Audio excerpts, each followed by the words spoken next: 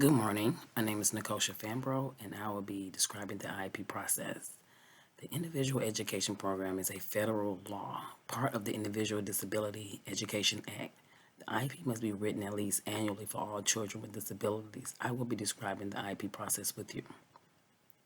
The child is identified as possibly needing special educational services and related services by parent or teacher. Throughout this video, I will describe the parents and student involvement in an IEP process. The state must identify and locate and evaluate all children with disabilities in the state who need special education and related services. It's by a referral. The referral or request for evaluation, a school professor may ask that a child can be evaluated to see if he or she has a disability. Parents may also contact the child's teacher or other school professionals to ask if their child can be evaluated. This request may be verbal or in written form. Parent consent is needed before the child can be evaluated. Evaluation needs to be complete within a reasonable time after the parent gives consent. Evaluation process. The evaluation must assess the child in all areas related to the child's suspected disability. The evaluation results will be used to decide the child's eligibility for special educational services, to make decisions about an appropriate educational program for the child. If the parents disagree with the evaluation, they have a right to take the child for an independent educational evaluation. They can ask the school system to pay for this, i.e. Eligibility is decided. A group of qualified professionals and the parents look at the child's evaluation results together. They decide the child is a child with a disability as defined by IDEA. Parents may ask for a hearing to challenge the eligibility decision. Components of the IEP. The child is found eligible for services.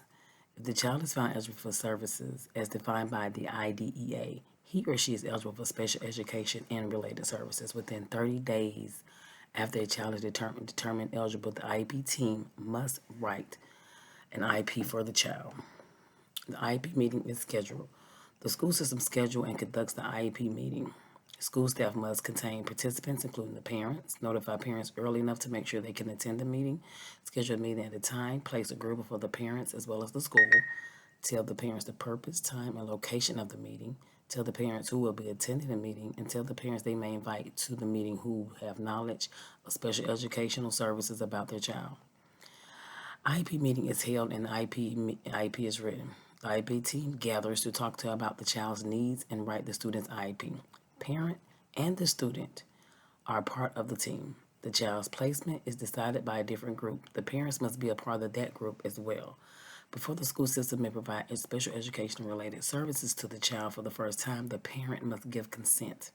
The child begins to receive services as soon as possible after the meeting.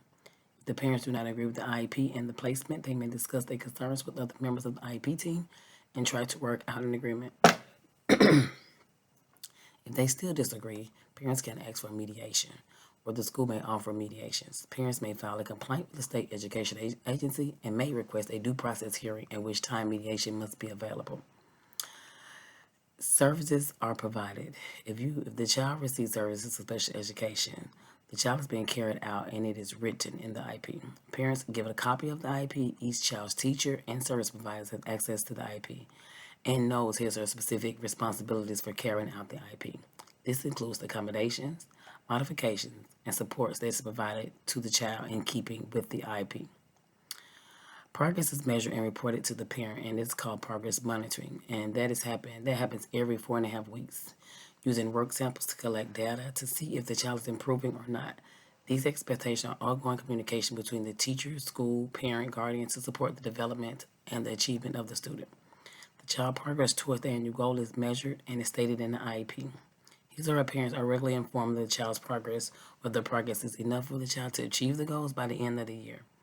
These progress reports must be given to the parent at least often as parents are informed of their non-disabled child progress.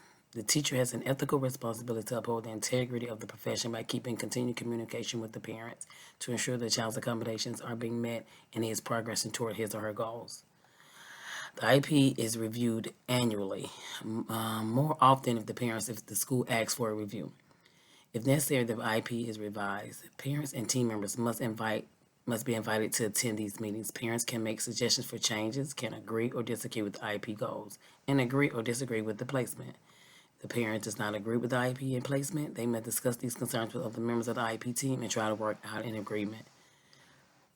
This concludes the IEP process. Thank you and have a great day.